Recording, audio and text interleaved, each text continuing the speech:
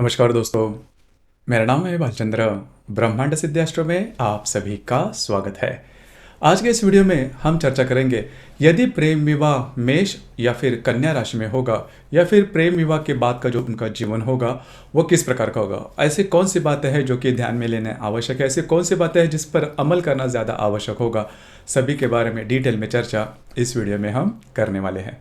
अपना जो चैनल है ब्रह्मांड सिद्धि एस्ट्रो, इस चैनल पर हर एक राशि मतलब मेष राशि से लेकर मीन राशि तक की जो सभी 12 राशियां हैं, इन सभी 12 राशियां परस्पर प्रेम विवाह में होगी तो उसके जो परिणाम होंगे या फिर उनका जो वैवाहिक जीवन होगा वो किस प्रकार का होगा, इस विषय पर वीडियो अपलोड हो रहे हैं। आप उसका आनंद जरूर लीजिए। तो आज के इस वीडियो में हम चर्चा करेंगे मेष राशि और कन्या राशि के बारे में।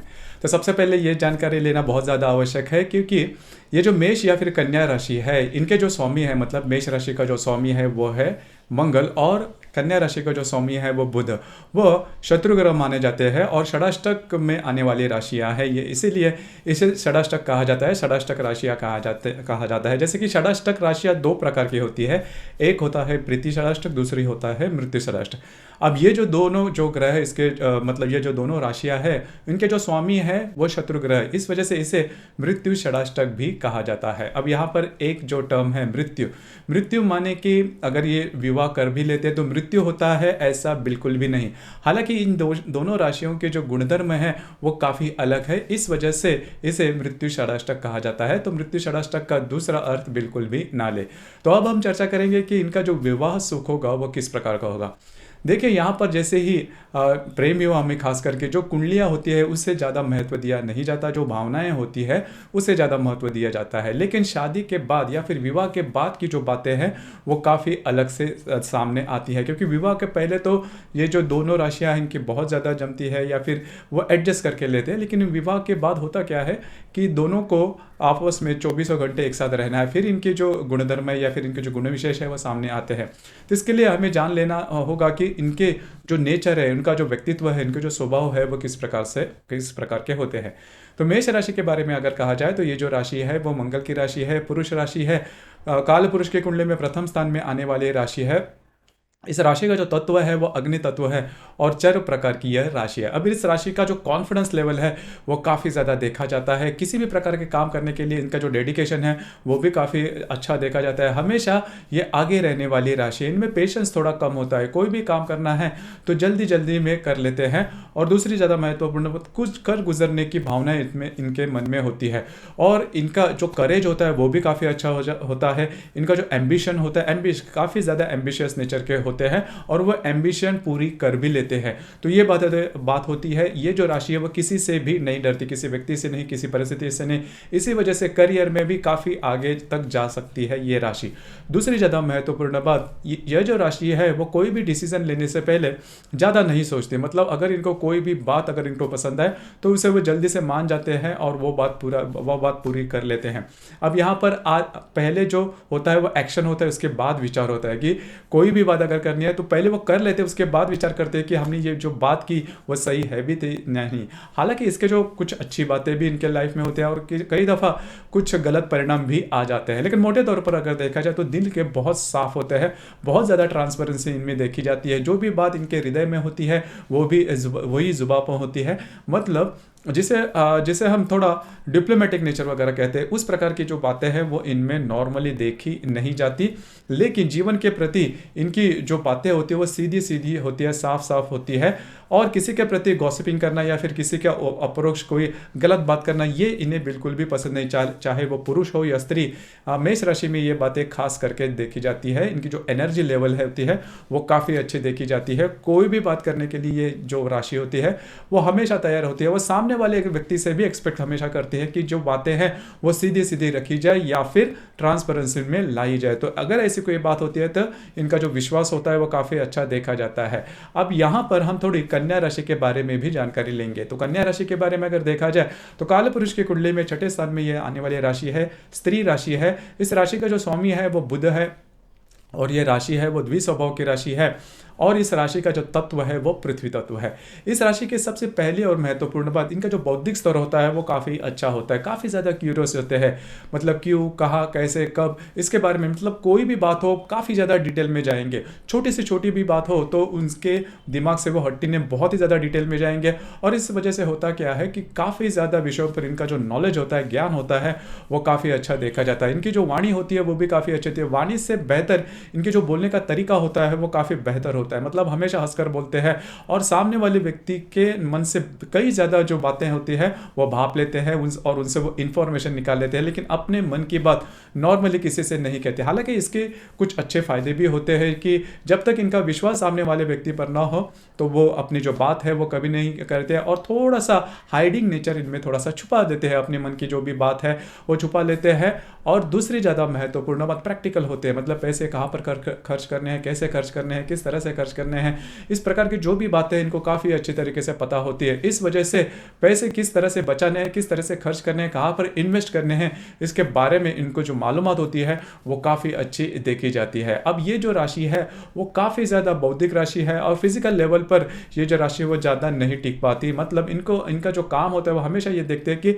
मेंटली, मतलब मानसिक तौर पर जो काम है वो अच्छी तरह से, क्योंकि इनकी जो बुद्धि होती है वो काफ़ी क्यूरियस, जैसे मैंने शुरुआत में कहा, वो देखी जाती है। अब यहाँ पर इनके रहन सहन के मामले में काफ़ी ज़्यादा नॉर्मल रहन सहन होता है। और दूसरी ज़्यादा महत्वपूर्ण बात, जो कन्या राशि के व्यक्ति होते हैं उन्हें किसी न किसी प्रकार की शारीरिक व्याधि, छोटी हो या बड़ी, वो देखी जा सकती है। दूसरी ज़्यादा महत्वपूर्ण बात, इनका जो डिसीजन पावर होता है वो थोड़ा कम होता है। होता क्या है कि ये जो व्यक्ति होते हैं वो हमेशा ये चाहते हैं कि कोई भी अगर वो डिसीजन लो तो वो 100% होना चाहिए, परफेक्ट होना चाहिए। जैसे मैंने इनके नेचर के बारे में शुरुआत में मैंने आपको कहा कि कोई भी बात अगर करनी है तो उसके बारे में पूरी तरह से जानकारी लेते हैं, उसके इनडेप्थ सोच विचार करते हैं, उसके कई जो बातें, कई जो नमूने हैं वो सामने लाते हैं किसी भी संदर्भ में, उसके बाद निर्णय लेते हैं। कारण इसके पीछे एक ही होता है कि जो भी डिसीजन वे ले वो 100% सही होने चाहिए, वो गलत नहीं होने चाहिए। और इसी कश्मकश में होता क्या है कि किसी भी बात पर अगर आप बहुत ज़्यादा सोचते हो तो थोड़े से निगेटिव हो जाते हो और फिर डिसीजन नहीं ले पाते। अब यही जो बात इनमें देखी जाती है। अब ये बात इनको भी पता होती है, क्योंकि मतलब ये जो व्यक्ति होते हैं वो बुद्धिमान होते हैं, इनको पता होती है ये बात कि जितना ज़्यादा आप तर्क लगाओगे उतने ही आप नेगेटिव होते जाओगे। तो इसी वजह से ये डिसीजन जल्दी नहीं ले पाते। और इनमें जो कॉन्फिडेंस है, क्योंकि क्या होता है कि जब भी आप डिसीजन कोई लेते हो तो उसकी जो रिस्पॉन्सिबिलिटी है वो आपको लेनी आनी चाहिए, और वो बात कन्या राशि में नॉर्मली देखी नहीं जाती। इस वजह से डिसीजन पावर इनके थोड़े कम होते हैं, और जिस वजह से होता क्या है कि जब भी डिसीजन लेना है तो वो किसी और से पूछेंगे कि आपको क्या लगता है, आपको क्या लगता है, उसके बाद वो डिसीजन लेंगे, और वो डिसीजन जल्दी नहीं हो पाते। ये कमी है इनमें, जो कॉन्फिडेंस लेवल है थोड़ा कमी है, जल्दी से सकते में आ जाते हैं, जल्दी से थोड़ा से भ्रमित हो जाते हैं। तो ये बात, लेकिन बाकी की जो भी बातें हैं, मतलब कम्युनिकेशन स्किल या फिर बौद्धिक या फिर प्रैक्टिकल नेचर, ये जो सभी बातें हैं वो उनमें काफ़ी अच्छी देखी जाती है।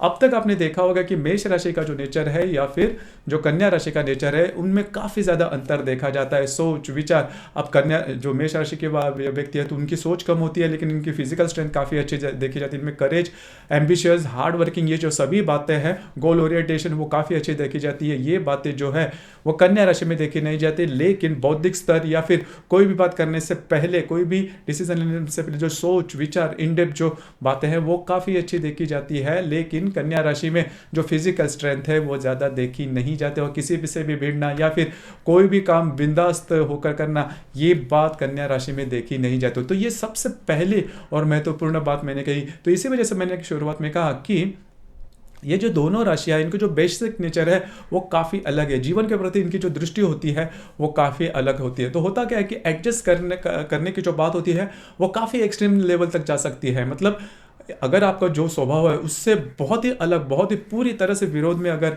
सामने वाले का स्वभाव होगा तो प्रॉब्लम यही होती है कि आप कहाँ तक ये एडजस्ट कर पाओगे।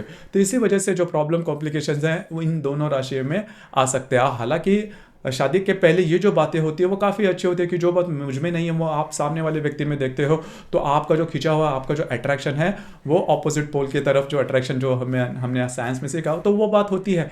लेकिन शादी के बाद आपको एक साथ रहना है, और तभी जो कॉन्फ्लिक्ट है वो ज़्यादा दिखाई दे सकते हैं। इसी वजह से मेष और जो कन्या राशि है इनमें मृत्यु षडाष्टक नामक जो टर्म है वो कहा जाता है। बस इसका वही अंदाज है या फिर वही जो नेचर इसमें देखा जाता है। रहन सहन के मामले में अगर देखा जाए तो मेष राशि का जो रहन सहन होता है वो थोड़ा सा फ्लैशी होता है, या फिर मतलब उनकी जो फैशन स्टेटमेंट होती है थोड़ी सी भड़क होती है, लेकिन फैशन स्टेटमेंट उनको वो कर लेते हैं। कन्या राशि के बारे में वो ज़्यादा नहीं देखते। कन्या राशि नॉर्मली जो भी है उसी प्रकार से चलने वाली है, मतलब उनके बारे में ये बात नहीं होती कि मुझे इसी प्रकार से काम करना है, इसी प्रकार के फैशन स्टेटमेंट है, इस प्रकार की जो बातें हैं वो कन्या राशि में देखी नहीं जाती है। कन्या राशि के जो व्यक्ति होते हैं वो फिजिकल लेवल पर, मतलब शारीरिकता के मामले में थोड़े से कम पड़ जाते हैं, लेकिन मेष राशि में वो बात देखी नहीं जाती। वो हमेशा तैयार, हमेशा चुस्त और तंदुरुस्त होते हैं, कोई भी बात करने के लिए हमेशा वो तैयार होते हैं। और अब हम चर्चा करेंगे सबसे महत्वपूर्ण बात, जो कि शादी के बाद सबसे इंपॉर्टेंट होती है, जो कि लैंगिक सुख।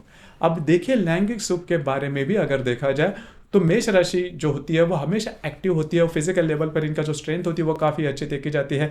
इन्हें डिप्लोमा से ज़्यादा बोलना उतना ज़्यादा पसंद नहीं आता। अब ये जो कन्या राशि है वो बिल्कुल भी अलग होती है। इनके बारे में देखा जाए तो इस विषय पर, मतलब किसी भी विषय पर जो कन्या राशि है वो काफ़ी ज़्यादा बोलेगी, लेकिन करते समय, मतलब एक्चुअल लैंगिक सुख के बारे में अगर देखा जाए तो उनका जो लैंगिक सुख के प्रति जो आकर्षण होता है वो काफ़ी कम देखा जाता है। मतलब एक्चुअल में वो उसके बारे में आपको पूरी तरह से ज्ञान देगी, लेकिन एक्चुअल जिसमें हम कहते हैं लैंगिक सुख के बारे में, ये जो होती है मतलब कन्या राशि उतनी एक्टिव देखी नहीं जाती जितने की मेष राशि जो है वो देखी जा सकती है। इसी वजह से लैंगिक सुख जो कि विवाह के बाद बहुत महत्वपूर्ण होता है, इसमें भी वो तो जो सेटिस्फैक्शन वाली बात है वो दोनों में कम देखी जा सकती है। तो ये जो सभी वजह है, इनका जो नेचर है, लैंगिक सुख है, जीवन के प्रति इनकी दृष्टि, इनका जो रहन सहन है, बोलना है, इंटरेक्शन है, वो जो सभी बातें हैं वो सभी बातें पूरी तरह से अलग होने के कारण ही जो मेष या फिर कन्या राशि है इन्हें मृत्यु षडाष्टक में आने वाली राशि कहा जाता है। इसके मतलब अगर आप प्रेम विवाह में हो तो आपको पता होता है कि सामने वाला जो व्यक्ति है उसका स्वभाव क्या है, या फिर शादी के बाद आपको अलग ही तरह से उनकी जो बातें हैं वो पूरी तरह से पता लग सकते हैं। अगर आपका प्रेम सही है तो सामने वाला जो व्यक्ति हो वो जब भी जिस प्रकार का भी हो वो आपको उसे स्वीकार करना चाहिए। अगर आप ये बात करते हो तो आपको वैवाहिक जीवन में किसी भी प्रकार के प्रॉब्लम या कॉम्प्लिकेशंस नहीं आएंगे। इसके बावजूद अगर आपको कोई प्रॉब्लम या कॉम्प्लिकेशन आते हैं तो आपकी जो कुंडली है वो देखनी ज़्यादा आवश्यक होती है, क्योंकि ये जो राशियाँ होती है वो सिर्फ और सिर्फ चंद्रमा के ऊपर आधारित होती है। हर एक कुंडली में चंद्रमा के व्यतिरिक्त भी बाकी के ग्रह होते हैं, वो अपने अपने तरीके से कुंडली पर असर देते हैं। वो किस प्रकार के होते हैं इसके बारे में कुंडली देखकर ही मार्गदर्शन किया जा सकता है। तो दोस्तों, ये था प्रेम विवाह में अगर यदि मेष और कन्या राशि होगी तो उनका जो वैवाहिक जीवन होगा वो किस प्रकार का होगा, ऐसी कौन सी बातें जो कि ध्यान में रखनी चाहिए, इसके बारे में चर्चा। आपको ये वीडियो कैसे लगा, आपने किस प्रकार से अनुभव किया, नीचे कमेंट बॉक्स में ज़रूर कमेंट करना, और अपना जो चैनल है ब्रह्मांड सिद्धि एस्ट्रो, इसे भी लाइक, शेयर और सब्सक्राइब ज़रूर करना।